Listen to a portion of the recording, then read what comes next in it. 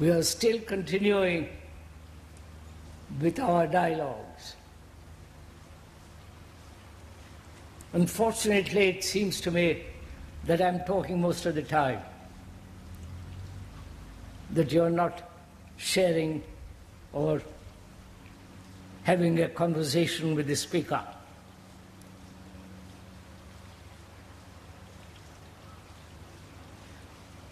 If I may, I would like to suggest something. We've been talking about meditation, love, thought,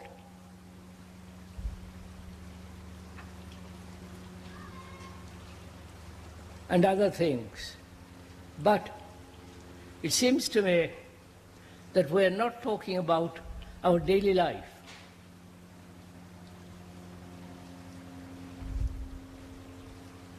Our relationship with others, our relationship to the world, our relationship to the whole of humanity. And we seem to be wandering away from the central issue all the time, which is our daily life. The way we live, and if you are at all aware of our daily turmoil, daily anxieties, daily insecurity, daily depressions, the constant demand of our daily existence, shouldn't we, I'm just asking, be concerned with that this morning and tomorrow morning, and not go off into all kinds of vague, idealistic, theoretical pursuits? Could we? I'm just asking, perhaps you would not like that. I'm just asking whether we could not this morning talk over together as friends about our daily life. What we do, what we eat, what our relationships are, why we get so bored with our existence, why our minds are so mechanical and so on, our daily existence. Could we talk about that and restrict ourselves to that only? Could we? At last.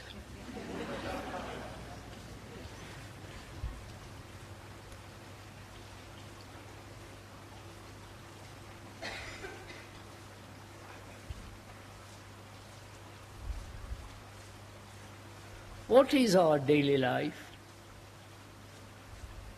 If you are aware of it, not escape into some fantasies, cut all that out. What is our daily life? Getting up, exercise if you are inclined, eating, going off to the office or to the factory or some business or other,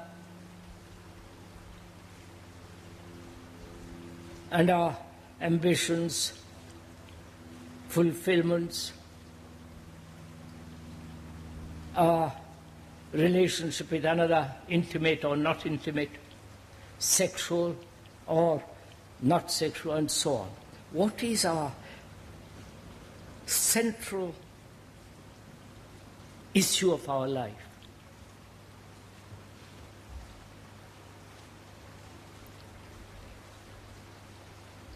Is it money? Central issue. Not the peripheral issue, not the superficial issues, but the deep demand.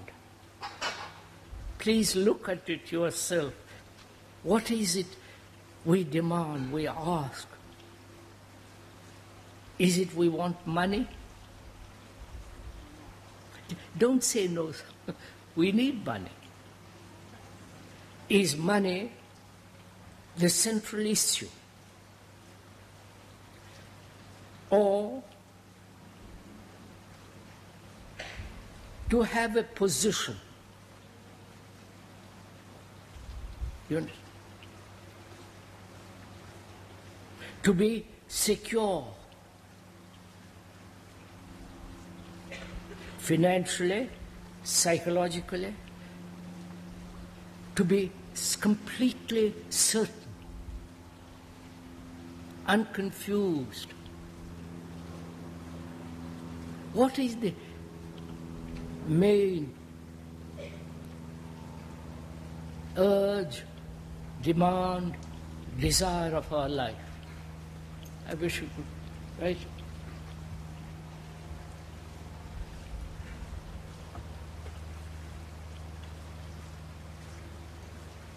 One says. Joy of the work. Everybody? It's the joy of the work. Joy of work. What? Joy of work. Joy of work. Would you say that to the man who is turning the screw day after day, day after day, day after day, on a moving belt, joy of work?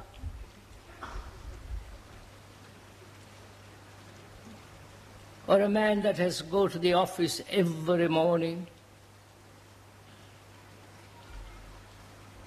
be told what to do, typing, every day of one's life. You do. Please face it. Is that what we are asking? Is it money? Is it security? Is it lack of work? And having work, then the routine of work, the boredom of it, and the escape from it through entertainment, nightclubs, jazz. You follow anything away from our central existence.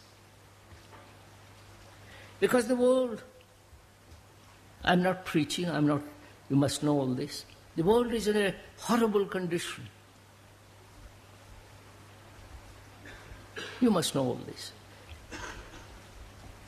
So, as a fairly intelligent, serious human beings,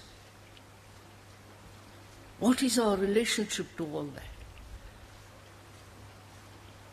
The moral deterioration, the intellectual dishonesty, the class prejudices and so on, you know all this. The mess that the politicians are making, the endless preparation for war. What's our relationship to all that?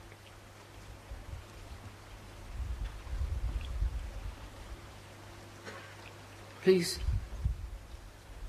let's have a dialogue about it, conversation. See, when we come to that point, we're all silent. What's that? We're all tired. We're all part of it. I quite agree. Do we know we are part of it? Aware of it? That our daily life, you understand, daily life contributes to all this? And if it does, what shall we do?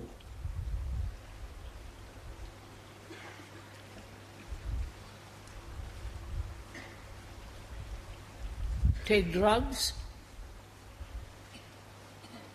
Get drunk? Join some community?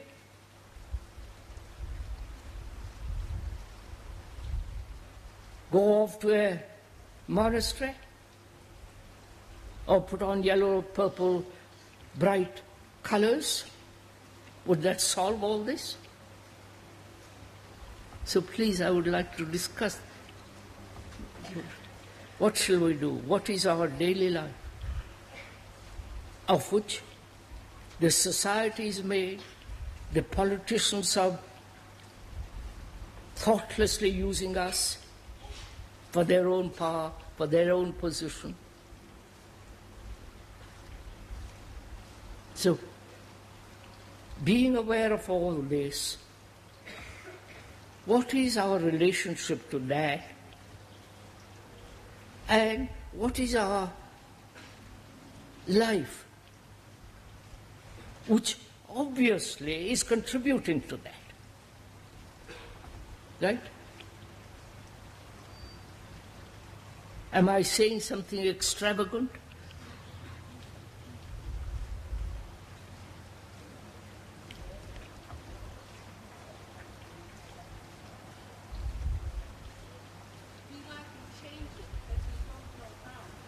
We like to change it, but we don't know how. What is the it? The what? The way of living that we do now. The way we are living now, we don't know how to change it. Therefore, we accept it. Right? Why is it that we can't change it? Just, are you waiting for some miracle to happen? Are we waiting some authority to tell us what to do?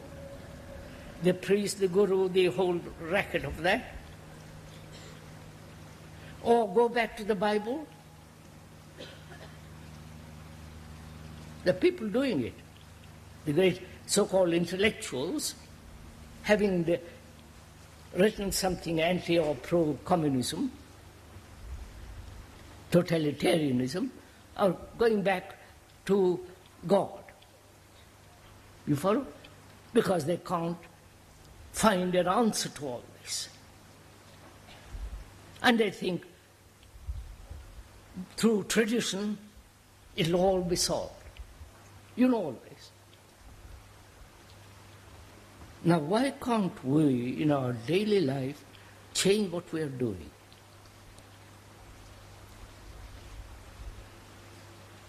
That's why, let's come back.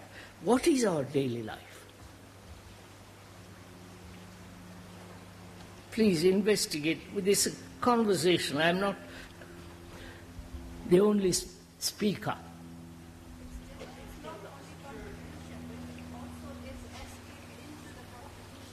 Beg pardon? It's not only that just contributing, but also we are escaping into what we contribute. Yes, but so I'm going back, madam.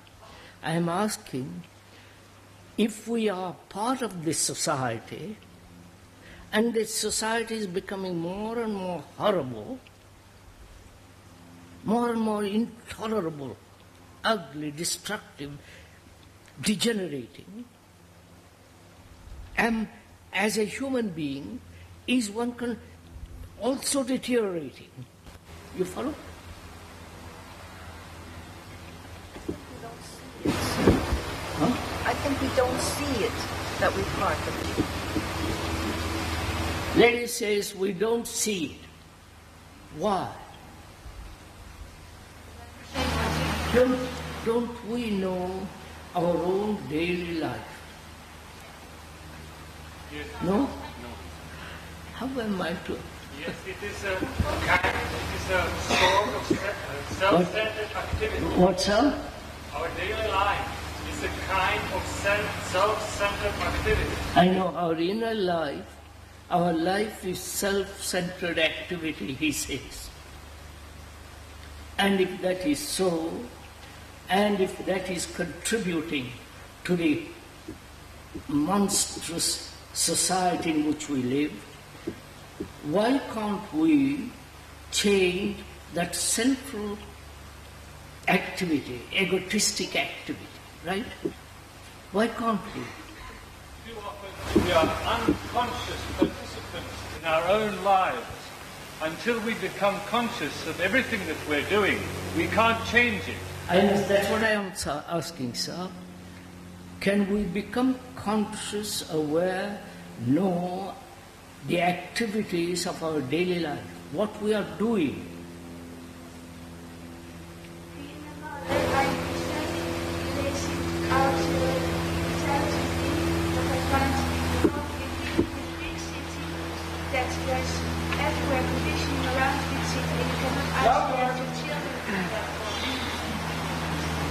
That being a mother, having children is very difficult. All right. Being a mother and having children is very difficult life. Right? Is that one of our problems? You see, I'm just, come and join in the game, sir. Don't just... I'm a mother. I have children. And are they growing up into monsters like the rest of the world? You understand? Like all the rest of you? Ugly, violent, self-centered, acquisitive. You know what we are. Is that, do I want my children to be like that? Could we please... are living in a big city, then there's all contamination and pollution around your children, and you cannot isolate them from the city, because that's where you are living in the moment, and you have to face that you are there in that moment. You cannot change that maybe in the future, but in the moment you are living in a big city, and you have your children in the big city. I know that, sir. I know all that.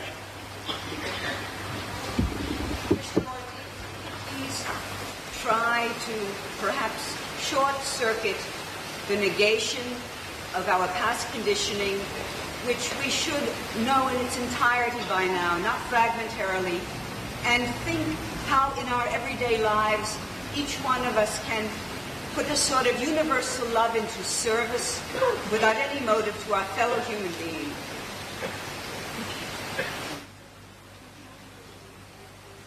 Huh?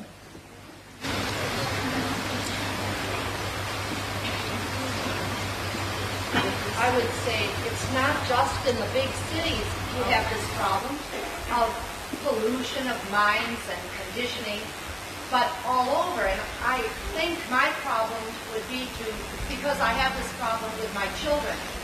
And for me it seems that I have to wake up to the quality of my existence in relationship with my children and everything around me. This seems to be my problem. Not the outside conditions.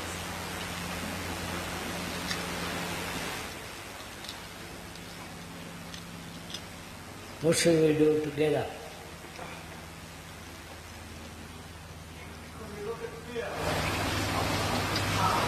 We can look at fear.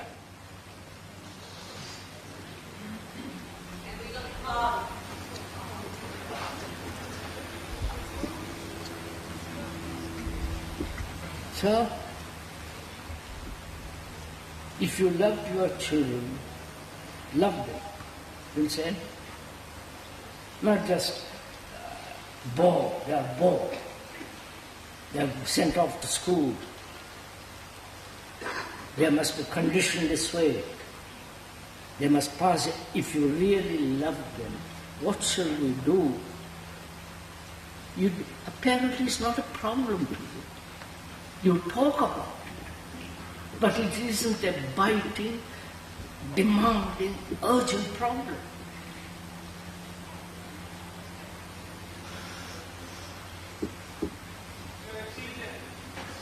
It is lacking in one respect that to go to work every day, most people just go to work and they don't carry it on when they get out of work.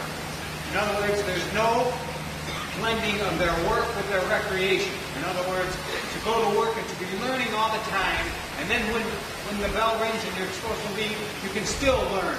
You may adapt your job to your recreation. You can adapt after recreation to your job, but there's always a learning process going on, which does not seem to be happening in the world.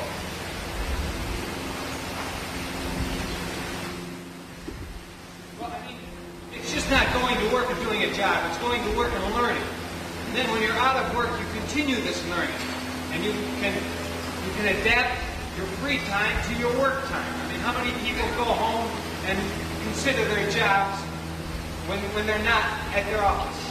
How many people go home and try to learn more about their lives, whether they're at work or whether they're at home?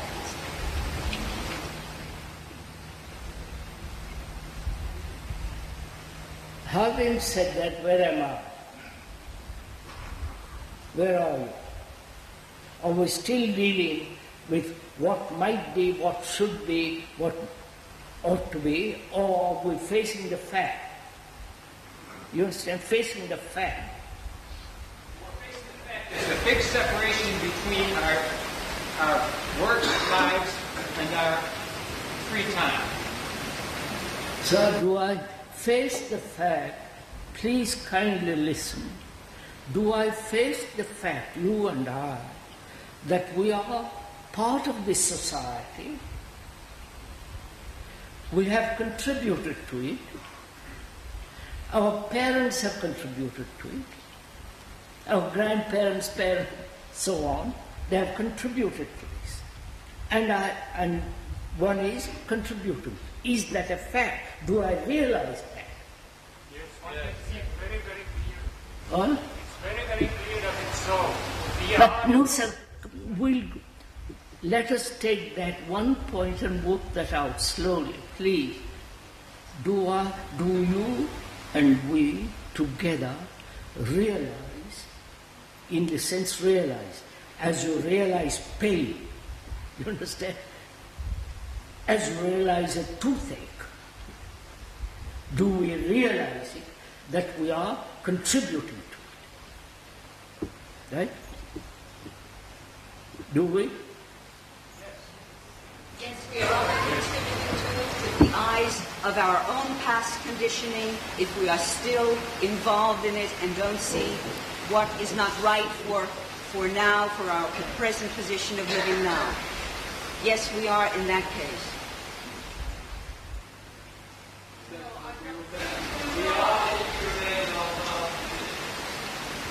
That's if, ought, might, but Sir, to see if we are contributing to it, we must know how we are contributing to it, why we are contributing to it, like the whole aspect of what that contribution involves. How do we contribute to this? If you analyze it, it'll take you forever. You must look at it and understand it and say, look, I understand it, I'm no longer like that, and I'm going to go out and see what happens. That's all. No, you don't. You can do it in an instant. They cannot attack.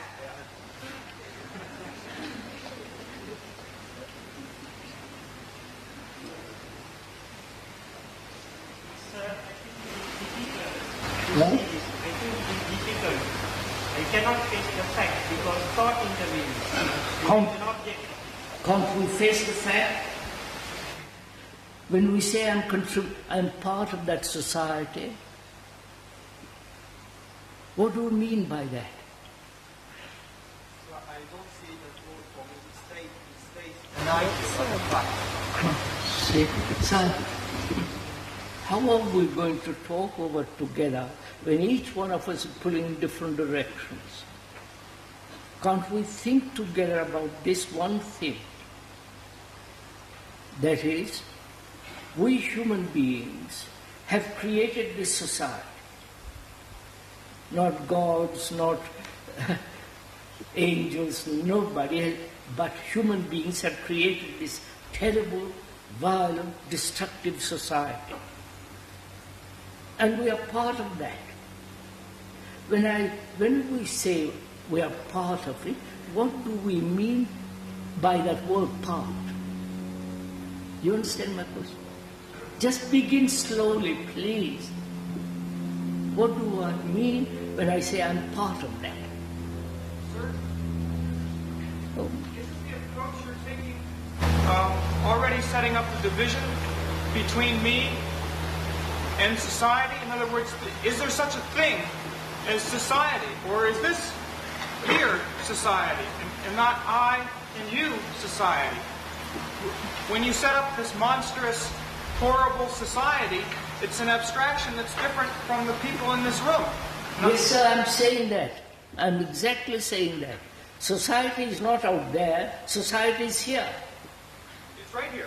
Yes, sir, right here. Well, then can we all work together and lose our past conditioning of these words that you have been saying to us for all of these years and begin to act ensemble in some form or other that's new and creative?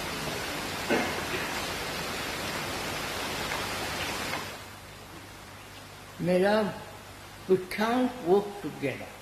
That's a fact. We can't think together. We don't seem to be able to do anything together. Unless we are forced, unless there's a tremendous crisis like war, then we all come together. If there's an earthquake, we all are involved in it.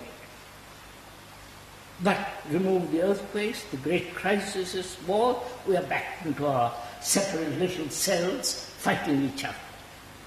Right? This is so obvious. I saw a woman some years ago who was English, aristocratic and all the rest of it. During the war, they all lived in the underground, the tube. And she said it was marvelous. We were all together, we supported each other. When the war is over, she went back to her castle and back, finished.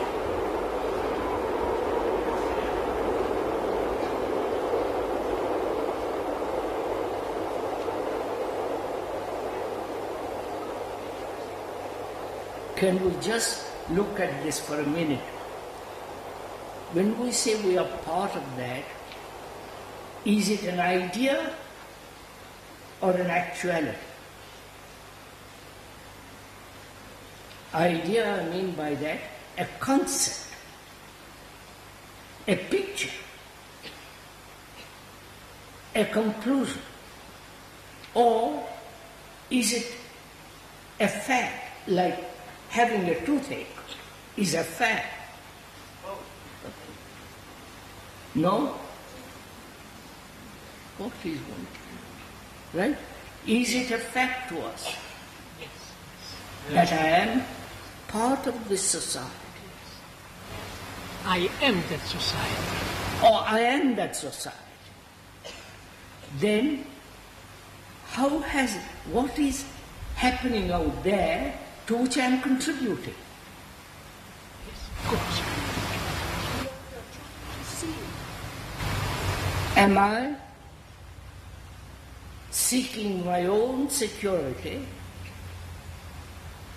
my own experiences, involved in my own problems, concerned with my own ambitions, right?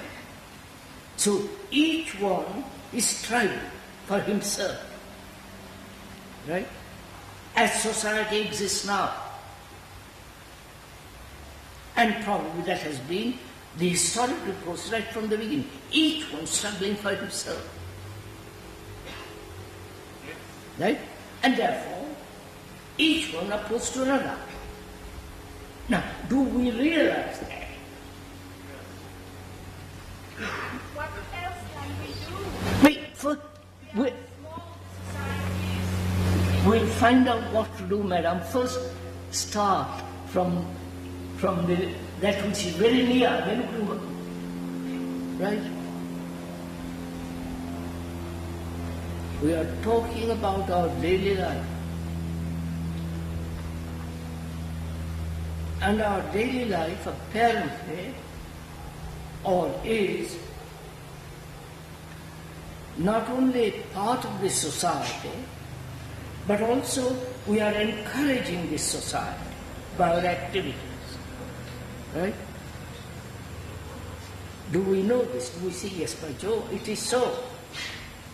Then, what shall I do as a human being, living part of being of this society? What shall I do? What's my responsibility?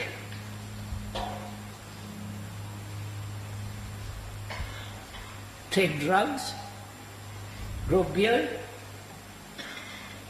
run off? What is my responsibility? Yours. You don't answer. Do something about it. Huh? Do something about it. What? First, sir, First to see. I see. I can only do something about it when I am clear in myself. Right?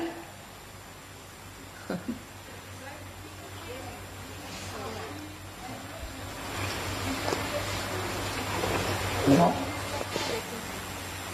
This is not the solution. If we are clear and logic with ourselves, we can be excluded from the society, and this is not the solution.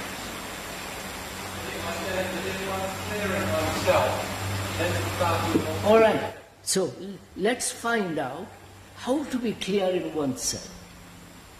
How to be certain about things.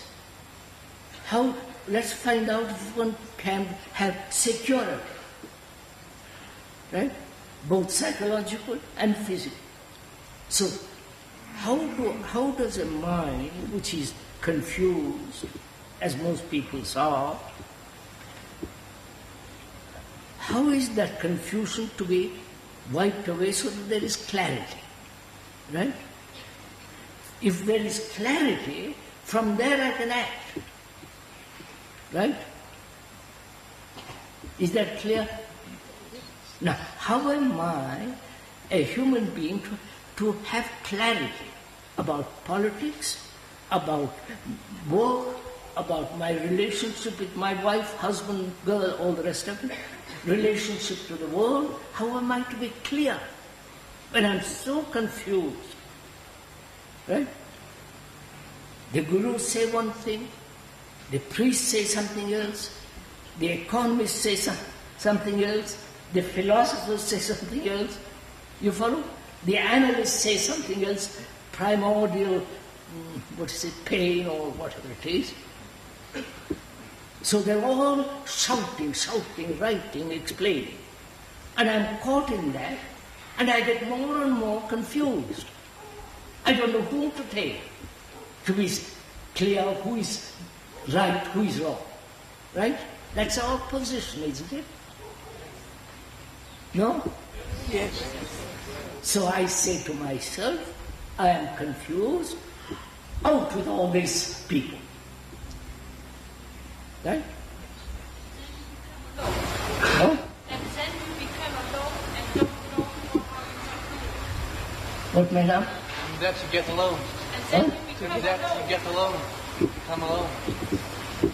Look, I want to clear up the confusion, right? That confusion has been caused by all these people, each one saying different things, right? So, I am confused. So I say, please, I am not going to listen to any of you. I am going to see why I am confused, right? Let us start from there. Yes. Right? Why am I confused? Why are you confused? Never looked at it. No, we stick to one thing, sir. Why are you, as a human being, confused? Because I accept. Now look into yourself, madam.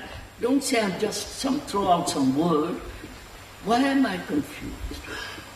What is confusion? Let's begin with that. What is confusion? Contradictory. Huh? Contradictory. You see, confusion arises when there's contradiction. Not only out there, right, in the world, but also in me. The world is me, therefore there is in me contradiction. Now, please go slowly. What do I mean? What do we mean by contradiction?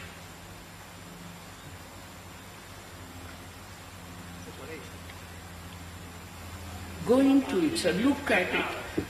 Take time.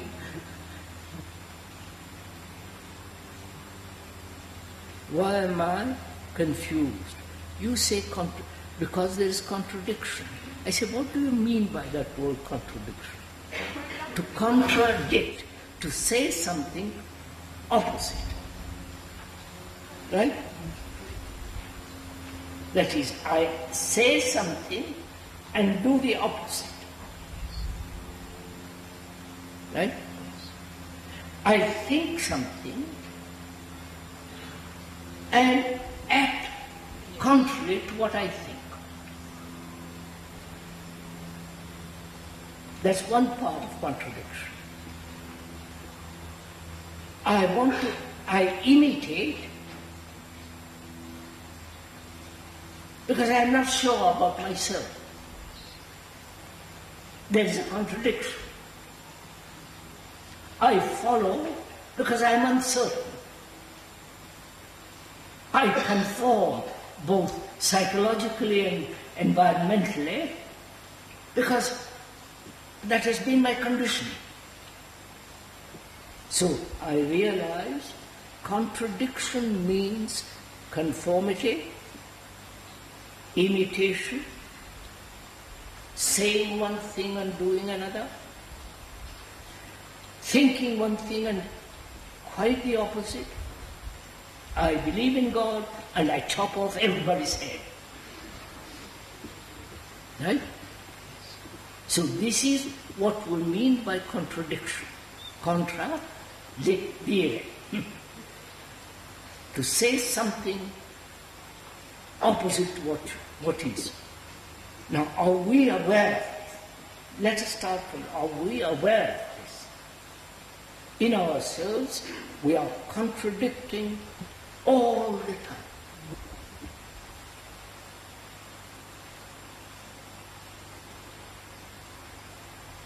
Now, but if you are aware of it, then what shall we do? You understand my question? I am aware that I am contradicting. Say one thing on the platform, go home and do quite the opposite. Personally, I don't. If I did, I would never appear on platform. So I go do something quite different. And I see, why am I doing this? You understand? I say one thing and do quite the opposite. Why? No, don't find out, madam. Go into yourself, find out.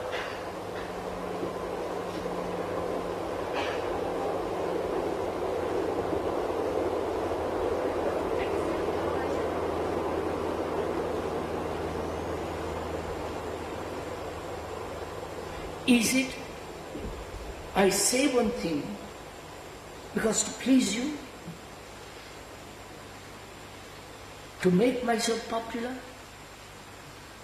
to have a reputation of not having immense knowledge, and go home, do everything contrary to that. Because I want to impress you. I want to show I'm much bigger than you. I know much more than you. And go home and behave like a child. Now why do I do this? Not I. Why do you do it? Sir, to become aware of my conditioning while speaking about my conditioning. Is it possible while verbalizing? Because you're always saying go into yourself, madam or sir, and I try to do that. And I seem to have a great need to speak and to try to discover myself while others are listening, and I'm listening myself. And now, is this correct, or is this an illusion? When I ask, why do I do it? Please listen 2 minutes. Am I looking for a cause? You understand my question? I said, why am I contradicting myself in my life? One thing, another. And so I say, when I ask the question, why, my desire is to find a cause. Right? Please listen for a few minutes. I discover the cause through analysis, and will that discovery of the cause finish the contradiction? You understand my question? I have discovered the cause. Why I contradict? Because I am frightened. Because I want to be popular. Because I want to be well regarded. I want the public approval. And inwardly, I do something else. The cause is, perhaps, that in myself I am uncertain.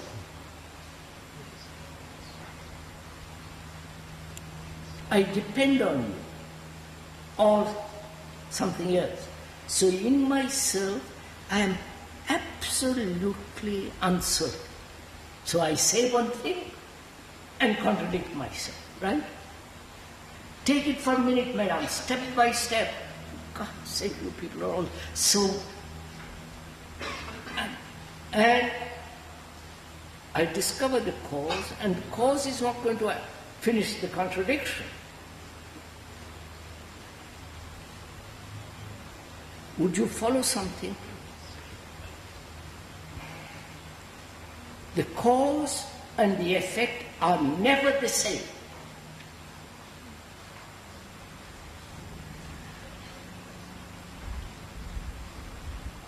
Because the cause becomes the effect, and the effect becomes the cause. It's a chain. I wonder if you see that. So I find it is futile to find the cause.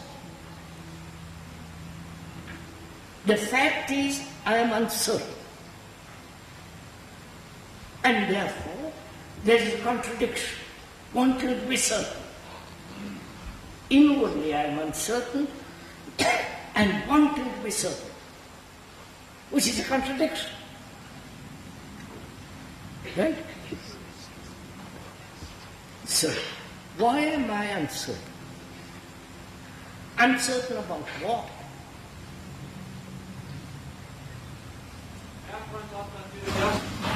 Contradicted yourself? What's that?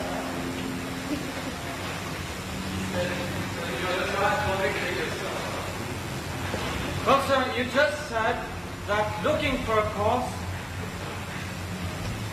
is running away. Gentleman says I just contradicted myself, which is where I like to be pointed out. Don't just say you have contradicted yourself. I like to find out where I've contradicted myself. It is so hopeless to talk to this generation.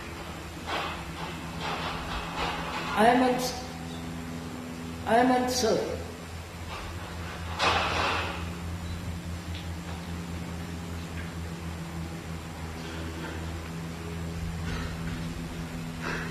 Perhaps that was not clear? Delighted, sir. Okay. I don't know why I reacted to it, but I'll try to explain. You said that looking for a cause is running away from the fact of whatever you are looking at.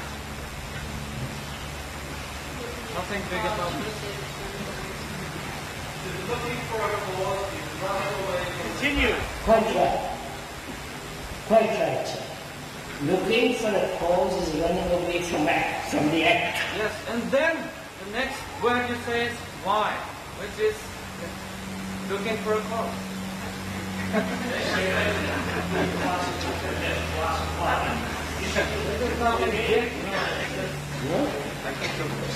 I say, so I explain very carefully that I'm not looking for a cause.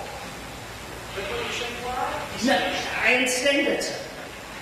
I'm not done. I know what he says. I know what you're all saying. The moment I purposely put that question, that we use that word why. When we use that word why, we are looking for a cause. Please don't point your head, madam. Sir, So, if we're not looking for a cause, why are we in the tent?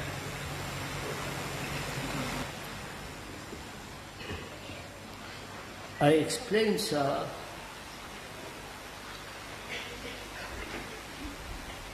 when we ask the question why, we generally inquire into the cause. And I explain the cause and the effect are never the same.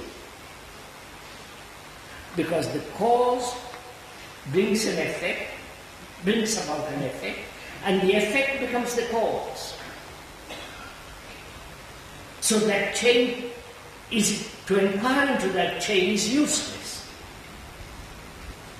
But when we use the word why, I am using it in a special way, which is I'm inquiring, not seeking a cause. Right? See the difference, please, it will be good enough. If you don't like the word why, let's say, how has this happened? Sir, is it possible to inquire verbally? I really would like an answer to this. I keep asking and you don't answer, and I feel that it's because you want me to find my own answer. All I'm really seeking is it possible to inquire into the problem while expressing the problem. Now, is it possible to inquire into this problem verbally? No. First we must understand the usage of word verbally and then go deeper. So please don't go on like this. See, we have spent 45 minutes. We haven't even touched why. We haven't even touched and gone into the way of our daily life. We are again going off. So I'm trying, please hold on to this. Uncertain. What am I uncertain about? You, what are you uncertain about? Or are you completely certain?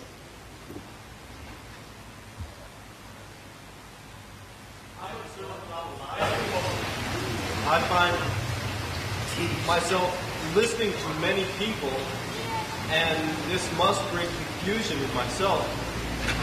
And so I know that all I have to do is listen to myself. But when I say, how can I listen to myself? I'm 18 years old.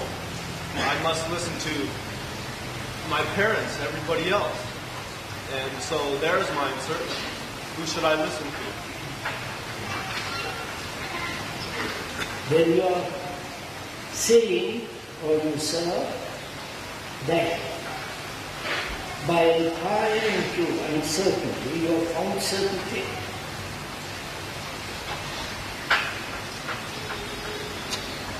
No.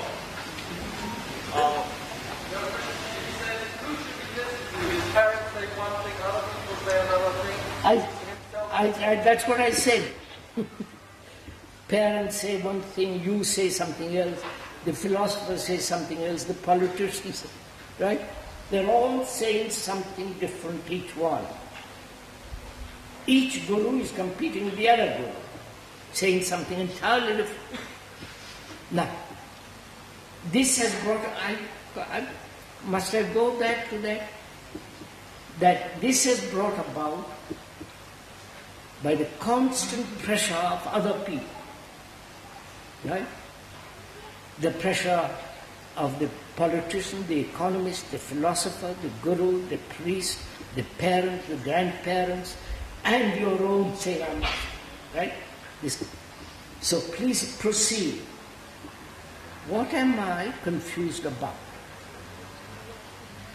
About the future. What's that?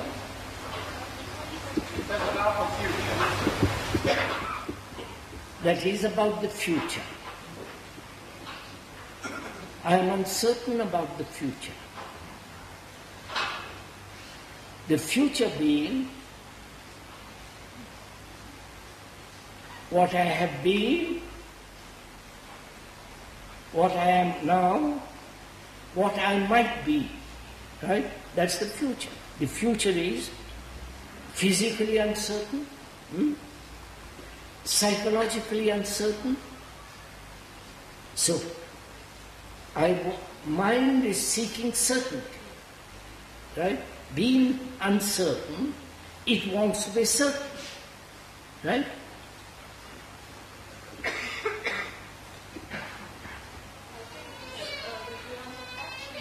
Aware of what we are in the moment. Otherwise, the question for future would not come, I think.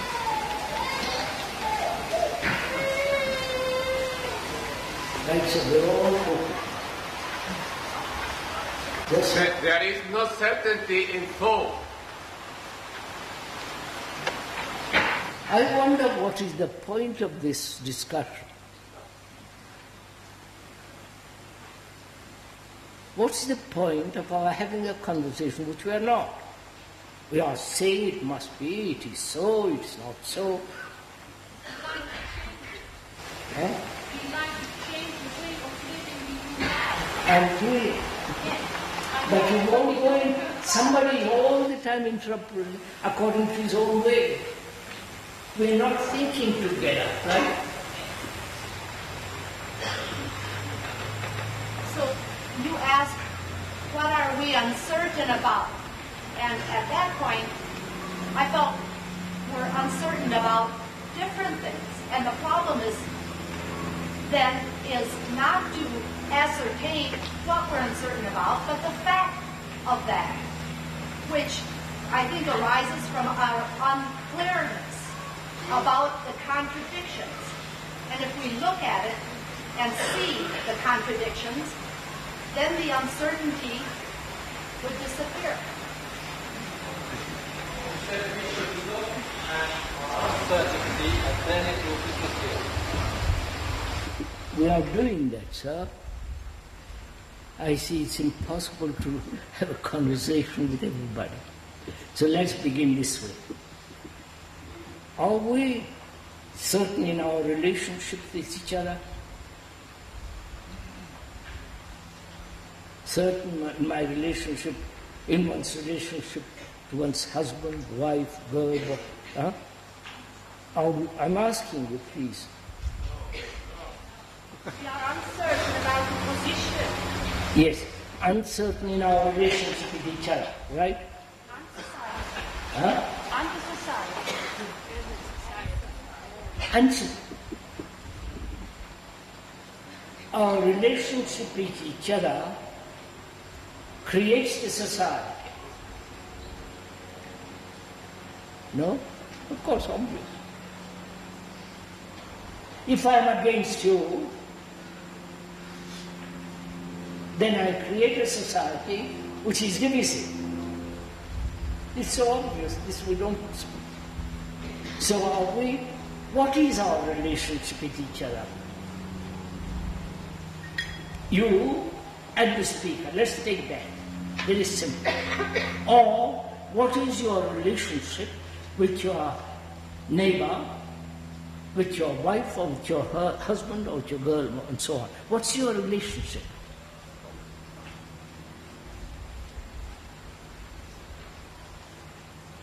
I presume you all have a husband and a wife, haven't you?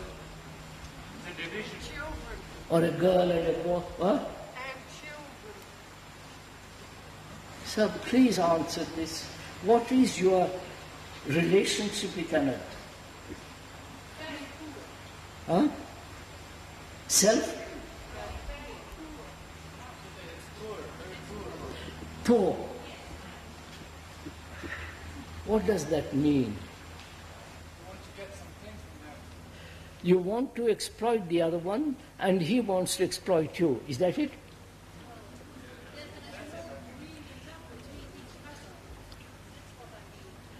Sir, look, madam. When you look at one's relationship with another, is there any quality of certainty in it?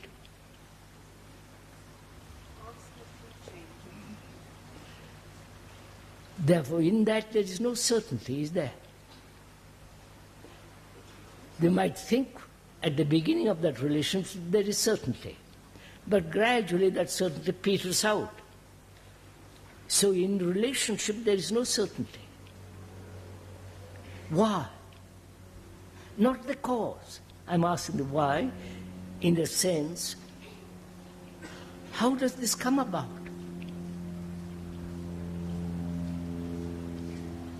Why is there uncertainty in our relationships?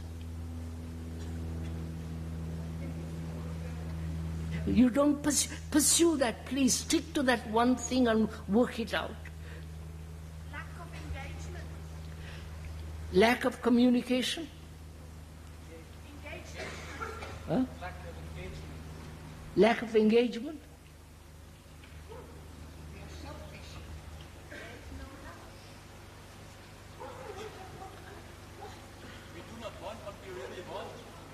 Huh? You do not know what you really want. Change it. What shall we do?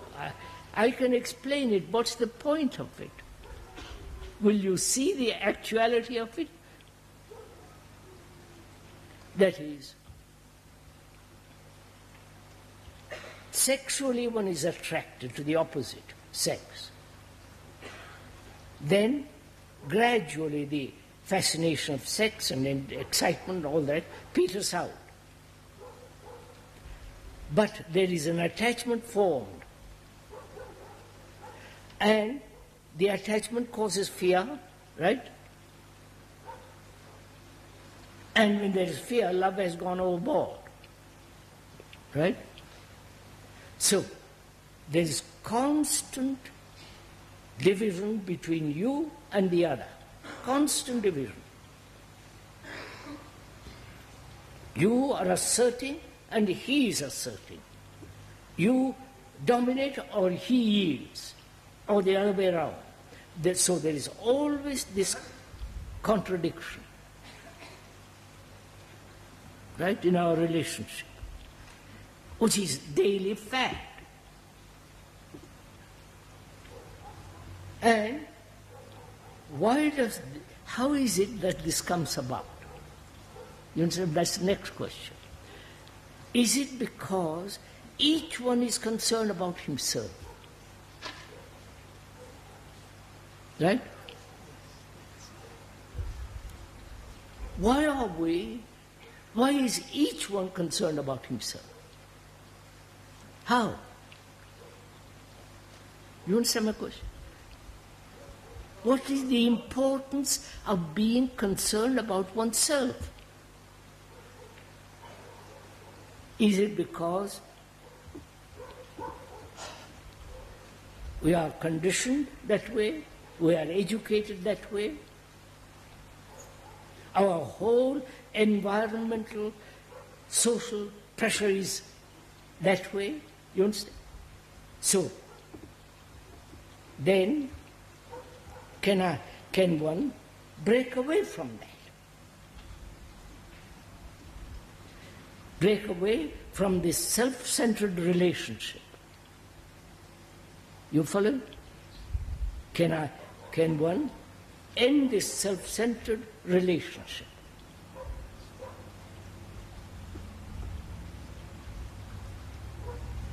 Now, how is that to be done? Right? Now, let's stick to that. That's our daily life. And therefore, why is one human being so terribly self-concerned? What is it, his nature? Is it his biological necessity? Because when one is primitive, one has to look after oneself. Or one has to look after the few. And that from that one may be so conditioned one is carrying on. Right? Can that condition be broken? Finished? Right? It seems to be that the animal instinct has been projected into the psychological field that create the me.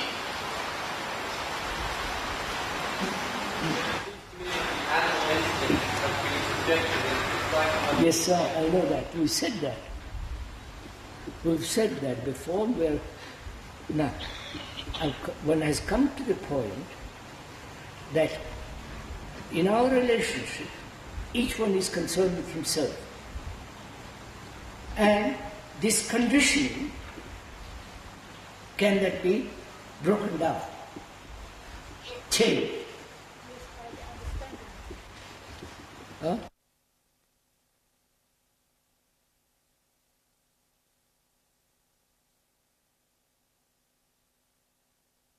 One human being so terribly self-concerned. What is it, his nature? Is it his biological necessity?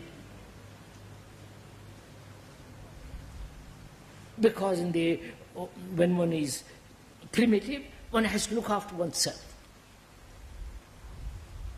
Or one has to look after the few. And that from that one may be so conditioned one is carrying on. Right? Can that condition be broken? Finished? Right? It seems to be that the animal instinct has been projected into the psychological field that create the me.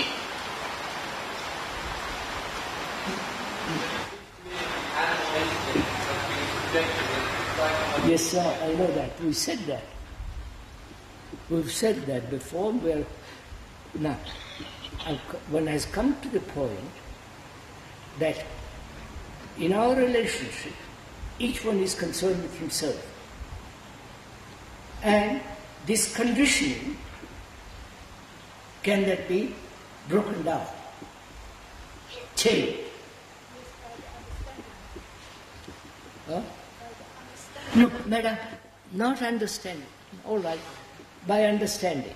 What do you mean by understanding?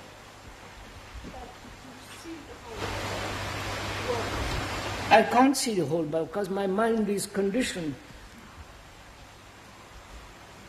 That's just an idea. You don't even, you're off on your own, you see. So, I am conditioned.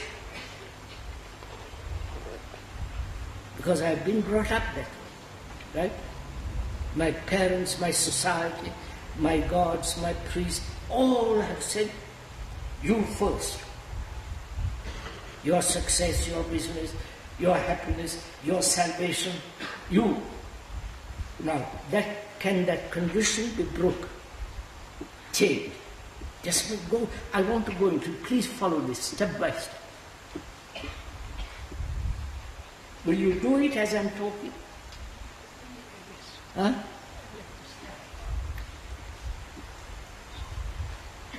How do I know that I'm conditioned? First, is it that I am accepting the word and then imagining I'm conditioning? You follow what I'm saying? Or is it a fact?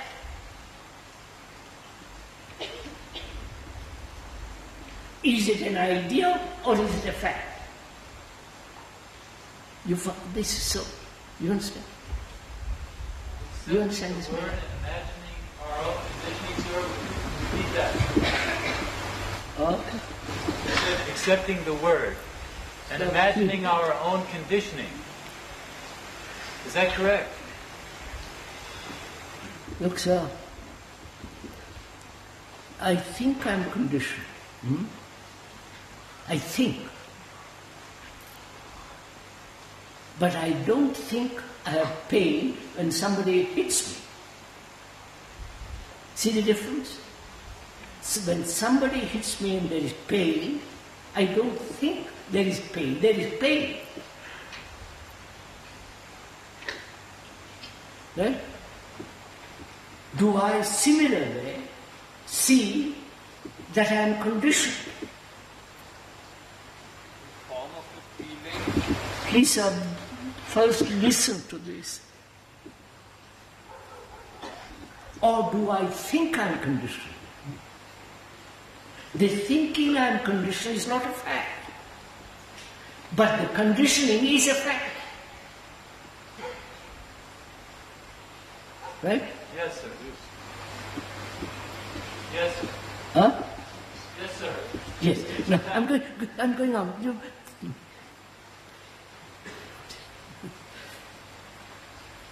So I'm only dealing with fact, not with the idea. The fact is I'm conditioned. Now, to go slow. How, in what manner do I look at the fact? That's very important, right? You following this? In what manner do I observe the fact? In observing the fact, do I say, I must get rid of it? Or do I say, I must conquer it? I must suppress it and so on. How do I, in what manner do I look at the fact? You understood? How do you look at it?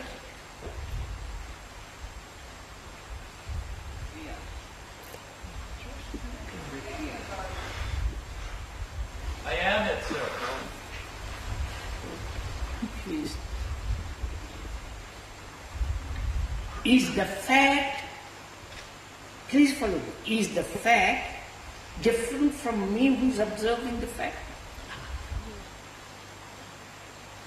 You understood my question? No.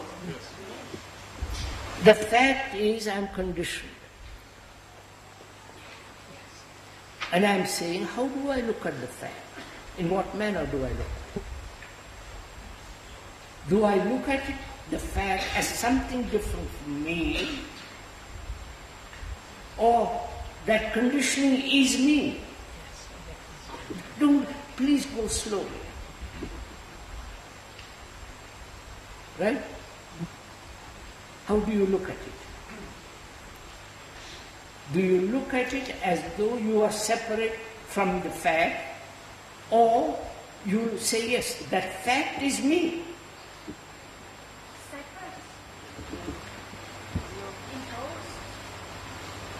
What?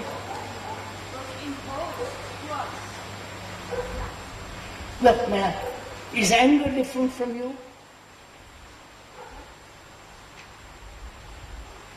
Obviously not. So, is your condition different from you? That's it. Now you're getting it. So, you are now observing the fact as though it was you. You are the fact. Now wait a minute. So what happens?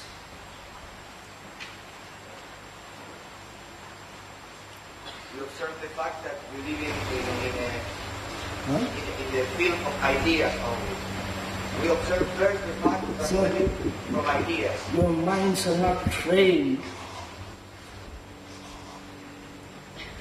Your minds are vague and moving all over. Here is a problem. Look at it. That is, anger is you. You are not different from the anger. Wait. When you are angry, there is no, you are there. Then thought comes along, says, I have been angry. So, thought separates anger from you.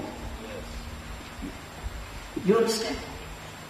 So, similarly, you are conditioned. And that condition is you. Wait, what can you do if it is you? Nothing. And really, look, what? You're also.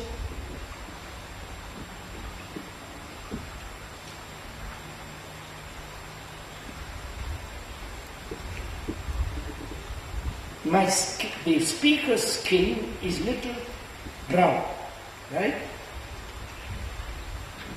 That's brown. But when he says, I must change it to something else because white people are better, then I'm in conflict. But when I say yes, which is so, what has happened to my mind? No, sir, don't jump into it yet. Inquire. What is happening to the mind that has said before, anger is different from me, but now the mind says, that's silly, anger is me. Now, similarly, the mind has said, conditioning is different from me, and realizes the conditioning is me. Right? So what has happened to the mind?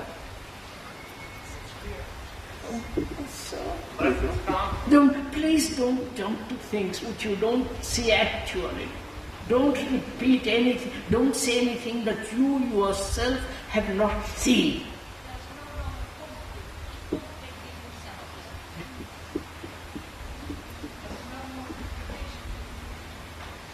The mind now is not in contradiction. Right? That's all I'm saying. It is no longer say I must do something about it. Get it? Yes. So the mind now is free from the idea, from the concept, from the condition that I must act upon it. Right? So the mind is now free to look. Are you following this? Just to look. What is that? The mind says, I am conditioned. Not the mind is conditioned, but the whole thing is conditioned. So it says now, observe that condition. What takes place when you observe?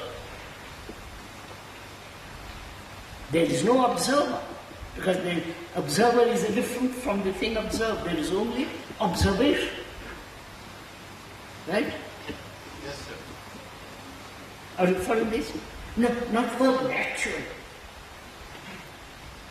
Then what takes place when you observe?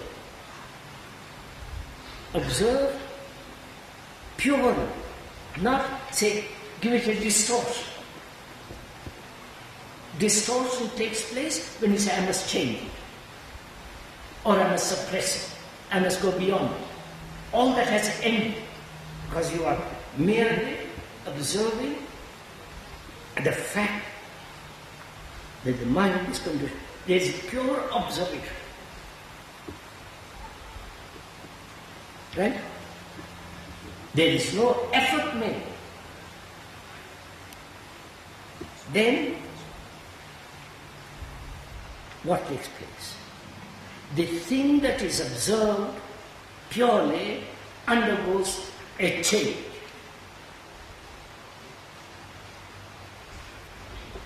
Right?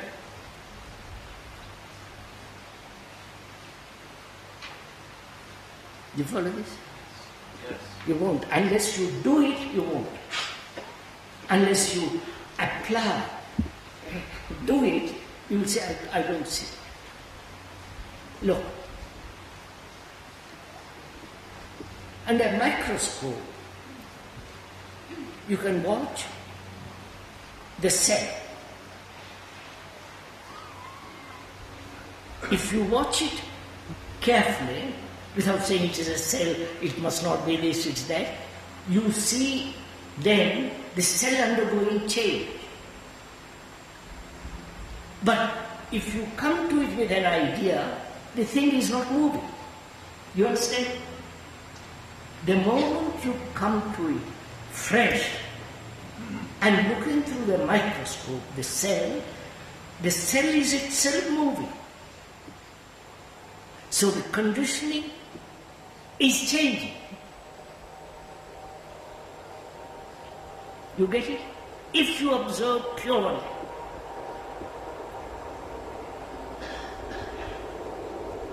Now, to come back,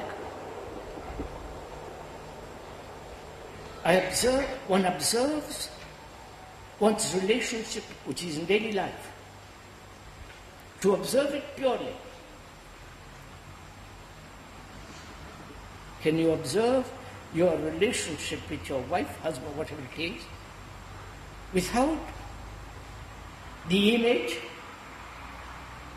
without the idea that it's my husband, my wife, and all the rest of it, without the remembrance of sex, all the rest of that, just to observe your relationship with another? Will you do it?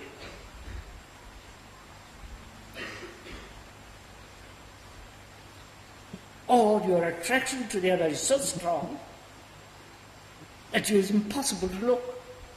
I see what's happening here. Holding hands, hugging each other, all that's going on. So those people cannot obviously observe. So if you observe very closely, without the observer who is thinker and all the rest of it, the thing itself changes. My relationship with you or with another, husband, wife, or if I observe it quietly, without any pressure, direction, the thing itself changes. And out of that love is. You understand? Love is not a product of thought. So what's wrong with holding hands? Oh, for God's sake. Why can't one observe What is wrong one with holding your hands with another? Oh, you have so infantile minds. Sir, when you look at the cell under the microscope, the cell is changing. But the cell is changing even when you are not looking. Of course. Of course. We know that. You see what you have done, sir? You are not applying. You've gone off to the cell.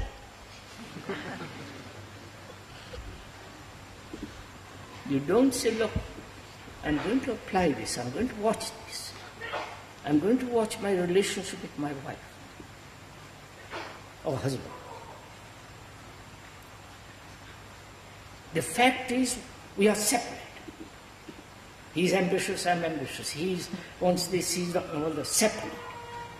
I'm watching this separation. I don't want to change it, I want to modify it, I don't want to push it aside, because I don't know what's going to happen. So I observe. There is not I observe, there is observation. Right? Do it, sir. Then the problem is when we want to do it, there's a thought to, when I want to observe, there's a thought to. No, sir, I explained that, sir. You know. I can't go back to it, sir. But that is the problem for us. What's that? That is the problem. What is the problem? That we can't observe. We don't know how to do it. I'm showing it to you. You don't? We don't live it, Then you're not listening. I am listening. That is the problem. So, food is put before you.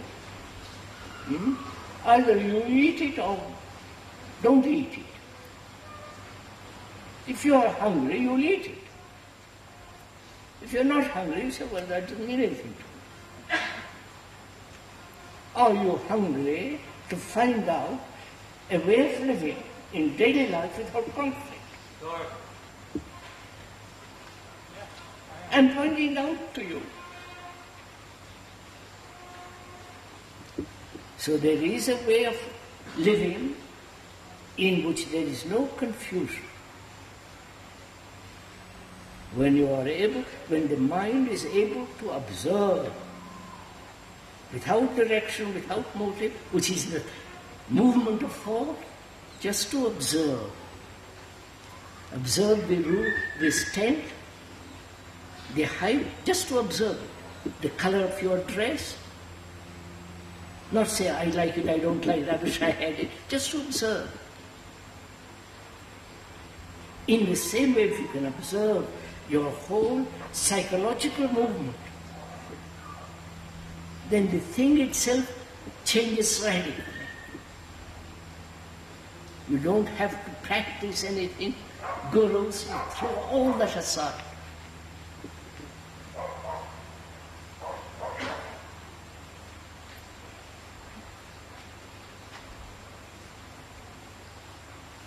Right. Thank you. Thank you, sir.